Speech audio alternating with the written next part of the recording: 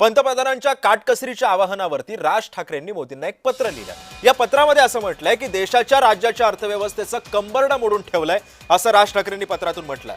मोडकळीस आलेल्या अर्थव्यवस्थेबाबत तुम्ही का बोलत नाही आहात असा सुद्धा सवाल त्यांनी आपल्या पत्रातून उपस्थित केलाय।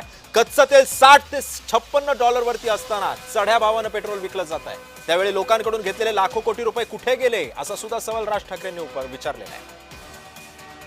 आणि या संदर्भामध्ये अधिक माहिती जाणून घेऊयात। माझी सहकारी ज्योत्स्ना गंगणे सध्या आपल्या सोबत आहे।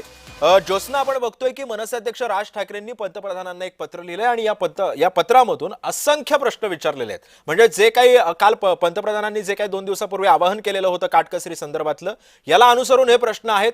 काय काय अजून आहे त्या पत्रामध्ये, काय अधिकची माहिती आहे?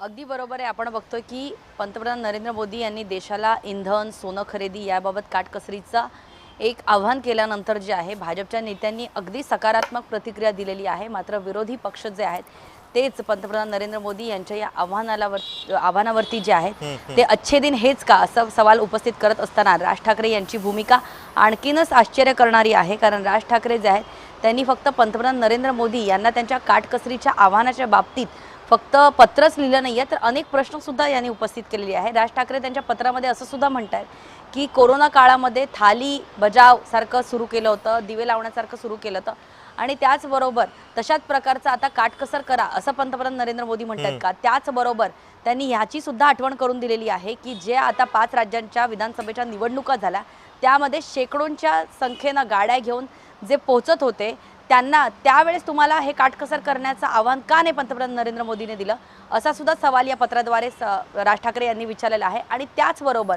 15 मे पासून पंतप्रधान नरेंद्र मोदी हे परदेशी दौऱ्यावरती जाणार आहे, त्याबाबत सुद्धा राज ठाकरे यांनी सवाल उपस्थित केलेला आहे।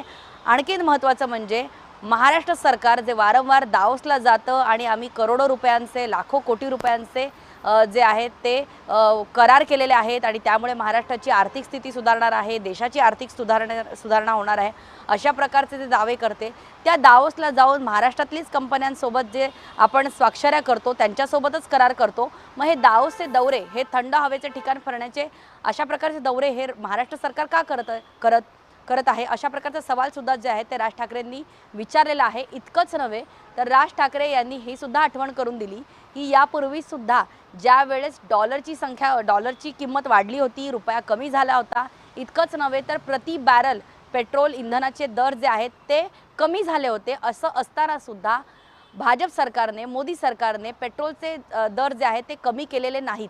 मग त्यावेळेस जेव्हा पेट्रोलचे भाव चढे नव्हते किंवा पेट्रोल इंधन जे आहेत ते कमी भावाने होतं तरी सुद्धा भाजप सरकारने किंवा एकूणच केंद्र सरकारने जे पेट्रोलच्या किमती कमी केल्या नाहीत। मग तेव्हा लाखो कोटी रुपये जे सामान्य लोकांकडनं चढ्या भावाने इंधन दरातून घेतलेले ते लाखो कोटी रुपये कुठे गेले। इतकंच नव्हे तर त्यांनी मनमोहन सिंग सरकारच्या वेळेस ज्या वेळेस बॅरलची संख्या म्हणजे पेट्रोलच्या किमती वाढल्या होत्या त्यावेळेस सुद्धा पंतप्रधान मनमोहन सिंग यांनी अशा प्रकारचं कधीच आव्हान केलं नव्हतं। मात्र पंतप्रधान नरेंद्र मोदी जे आहेत अशा प्रकारचं आव्हान करत आहेत। त्यामुळे राज ठाकरे यांनी फक्त एकाच प्रश्न विचारला नाहीये, तर एकूणच जे मोदी सरकार आहे त्यांच्या आत्तापर्यंतच्या कारकिर्दीवरती सवाल उपस्थित केलेला आहे, महाराष्ट्र सरकारवरती सवाल उपस्थित केलेला आहे। इतकंच नव्हे तर डॉक्टर मनमोहन सिंग ज्यावेळेस पंतप्रधान होते त्यावेळेस देशाची अर्थव्यवस्था कशी सुरळीत सुरू होती याची सुद्धा आठवण करून देण्यात आलेली आहे।